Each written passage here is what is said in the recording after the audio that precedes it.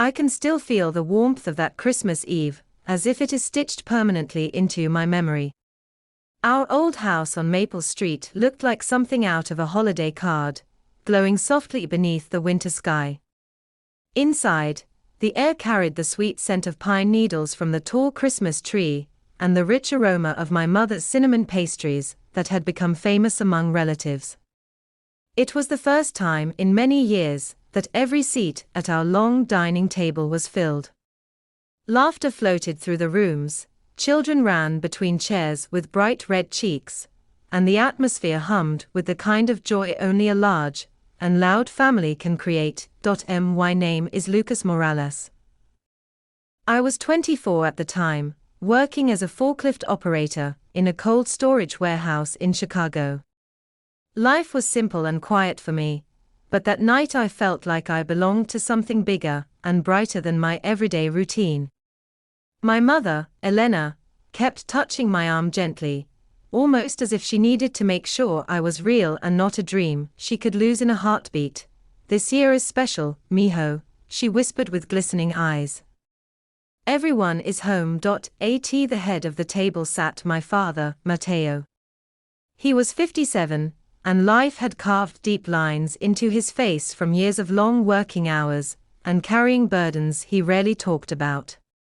He owned a small tire and repair shop, and although he had a strict nature, that night even he seemed lighter. His tough expression softened every time someone teased him about his old habits or seriousness, but the person everyone was truly waiting for was my older brother, Diego. He was the pride of the family, the one who could do no wrong. Detective Diego Morales. Confident, sharp, always walking in with the air of someone who knew exactly who he was. He had promised to arrive early with fancy wine, and what he called a surprise that would make this the best Christmas yet. When distant sirens echoed through the neighborhood, my aunt clapped her hands in excitement. "That must be Diego," she said with a laugh. Always dramatic, everyone rushed to the door, ready to welcome him with cheers and warm jokes. I walked behind them with a smile, expecting to see my brother wearing his usual proud grin. But when he stepped out of the unmarked car, the smile vanished from my face. His expression was different. Hard. Emotionless. Official point: 2 more police cars stopped behind him, their lights flashing silently across the snow. The laughter inside our home faded as everyone stared in confusion. Diego walked through the open doorway, not with warmth or familiarity, but with the stiff posture of a man carrying out a duty. His eyes scanned the room like a stranger. Then they locked on me. "Lucas Morales," he said firmly. "We received a report regarding suspicious items connected to your vehicle. I need to search the house and your car immediately." For a moment I could only stare at him, waiting for even the smallest hint of a smile. A wink. Some sign that this was a joke I had fallen for, but his expression stayed cold. My voice trembled. "Diego, what are you talking about? This is a joke, right?" He repeated the same words in the same tone. "Procedure. Step outside." My mother stepped forward quickly, her voice trembling. "Not on Christmas Eve. Diego, this is your brother." But Diego did not look at her. His eyes remained fixed on me. The officers standing behind him shifted slightly, ready to follow whichever order he gave. I stepped outside into the cold as neighbors peeked from their windows and porches. Snowflakes drifted around me, melting on my cheeks. My heart pounded so loudly I could barely hear the officers searching my old car. Then came the moment that shattered everything. One of the officers lifted 3 wrapped packages from my trunk. Another pulled small pouches from the inside pocket of my jacket hanging in the garage. Gasps broke through the quiet. Someone whispered in disbelief. A wave of dizziness hit me. "Those are not mine," I said, my voice cracking. "I swear I have never seen those before. Please, you have to believe me." My mother's cry pierced the air. She rushed toward me, but an officer gently stopped her.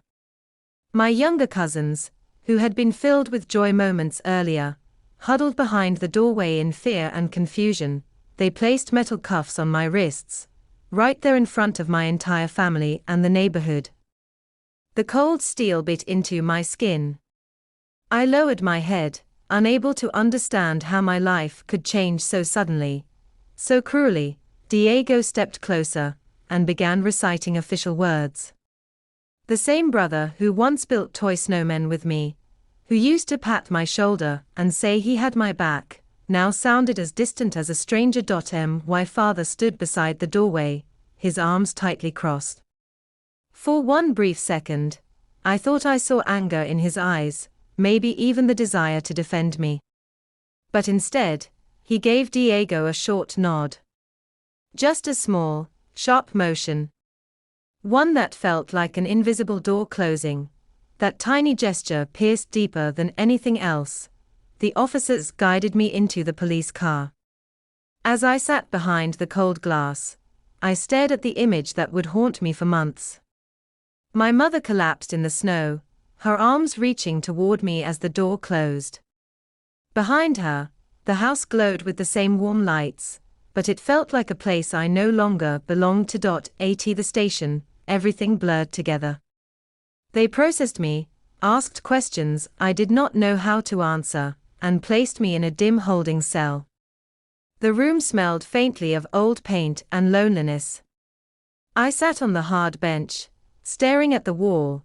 How could this happen? Who would do this, and why had my own brother looked almost relieved when the cuffs went on? The more I thought about it, the more a heavy ache grew in my chest. Something deeper than fear. Something close to betrayal. I didn't have answers. Only a terrible sense that the truth was hiding in the shadows, waiting for the right moment to emerge. The months that followed felt like walking through a long, cold tunnel with no light in sight. Even when spring reached the city and trees began blooming again, the world still looked gray to me. My days in custody blended together, each one carrying the same heavy silence. My only lifeline was my public defender, Malik. He was young, patient, and genuinely kind, but even he could not hide how impossible my situation looked. The evidence against me was overwhelming. The packages found in my trunk had been tested. My fingerprints had somehow appeared on one of the bags. And worst of all, my own brother Diego had written in his report that I was a danger to the community. Reading that part still stung every time. My mother visited whenever she could. She sat across the thick glass with red eyes and hopeful words she barely managed to say. She always tried to smile for me, even when I could see her heartbreak clearly. My father never came. Diego never came. Their absence felt heavier than the metal bars around me. When the date of my final hearing arrived, Malik placed a reassuring hand on my shoulder. "Lucas, no matter what happens today, remember you are not alone." I nodded, though my chest felt tight. I had already imagined the outcome so many times. Years behind walls. Years trying to survive something I had never deserved. The courtroom was full when they brought me in. The air smelled of polished wood and nervous whispers. Reporters sat in the back with their notebooks ready. Some people leaned forward with the curiosity of strangers watching a story unfold. I sat beside Malik, wearing an old suit that no longer fit me well. My wrists felt raw from months of cold metal. My mother sat behind us, hands trembling, lips moving silently in prayer. And in the front row were my father and Diego, sitting side by side like stone statues. Neither looked at me. When the judge entered, everyone stood. She was calm and serious, the kind of person whose presence demanded respect. She began reading through the case files with steady composure, then looked at me. "Before I deliver the final ruling," she said, "is there anything anyone wishes to present?" The room went completely silent. Then the back doors burst open with a loud echo. Everyone turned. A man in a ragged coat walked down the aisle, unsteady but determined. His hair was long and grey, his beard tangled. People shifted away as he passed, murmuring in confusion. Two bailiffs moved to block him, but he raised a shaking hand. "Wait. Please. I have proof that Lucas Morales is innocent." My heart stumbled. The man's voice sounded strangely familiar, though worn and strained. Diego stood instantly, anger flashing in his eyes. "Remove him from this courtroom immediately," but the man shook his head hard. In one quick motion, he peeled off the tangled beard, shrugged out of the dirty coat, and stood straighter than before. Underneath was a clean shirt. A face I had not seen in years suddenly emerged clearly from beneath the disguise. I felt my breath catch. It was my uncle. Rafael Morales. The uncle we had mourned. The uncle who had vanished 7 years ago. The uncle whose empty fishing boat had been found drifting on Lake Michigan, leading everyone to believe he had died. Gasps filled the courtroom. My father's face drained of all color. Diego looked stunned, unable to form words. My uncle stepped forward with confidence I did not remember from years ago. His eyes were sharp and filled with purpose. He carried a worn leather case that he placed carefully on the witness desk. "Your Honor," he began, "for 7 years I have been collecting evidence. I was forced into hiding because certain people I trusted tried to harm me. And those people are sitting right over there."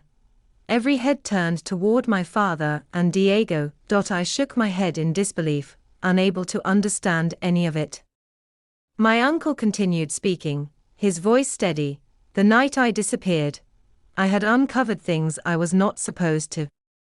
I survived only because I left before they could find me again. But I knew this would happen to Lucas one day. So I watched him from afar. I gathered what I needed. And now I am here to show the truth." He opened the leather case. Inside were drives, photographs, documents. He inserted a drive into the courtroom projector, and images flickered onto the large screen. There, clear as daylight, was Diego. Wearing plain clothes. Standing in our garage on December 24th. Opening my car trunk. Placing wrapped packages inside. My heart pounded in my ears. A shaky breath escaped me. The next clip showed him slipping the smaller pouches into the jacket I had worn earlier that day. His face was cold and focused, like he had rehearsed every step. Whispers erupted in the courtroom, then came audio clips. First my father's voice. Calm. Calculated, Lucas will take the fall. He is too trusting to question anything. Once this is done, there will be no trail leading back to US. My stomach twisted. I looked over at my father. His jaw was clenched tightly, but his eyes darted nervously. More clips played, each one like a stone thrown at a window until it finally shattered. Diego's voice came next, laughing softly, saying that I would never see it coming. I saw my mother cover her mouth, shaking uncontrollably.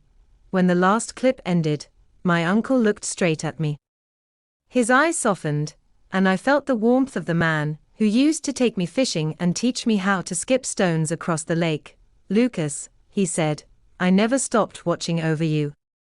I just had to stay far enough away so they would not try to use you against me." The judge's gavel came down sharply. "Order. Order in the courtroom." She turned toward me with firm, compassionate eyes. "Mr. Lucas Morales, you are cleared of all charges. You are free to go." The weight I had been carrying for months lifted instantly. I felt breath return to my lungs as though I had been underwater and finally reached the surface. Then she faced my father and brother. "Bailiffs, place Mateo and Diego Morales into custody." My father stood abruptly, shouting protests, but his voice wavered. Diego lowered his head as officers approached. For the first time, he looked lost rather than confident. My mother rushed to me as soon as I was allowed to stand. She held me close, her tears soaking my shoulder. I held her just as tightly, grateful beyond words. Later, when we arrived home, the house felt different. Quieter, but peaceful in a way it had not been for years. My uncle placed a thick envelope on the kitchen table. "Your grandfather left this for you," he said softly. "He always saw goodness in you. He wanted to make sure you had a future even if others tried to take it away." Inside was a trust fund, something I never knew existed. A gift that felt like a final message from a man I barely remembered, but who had believed in me. I realized then that family is not defined by shared blood alone.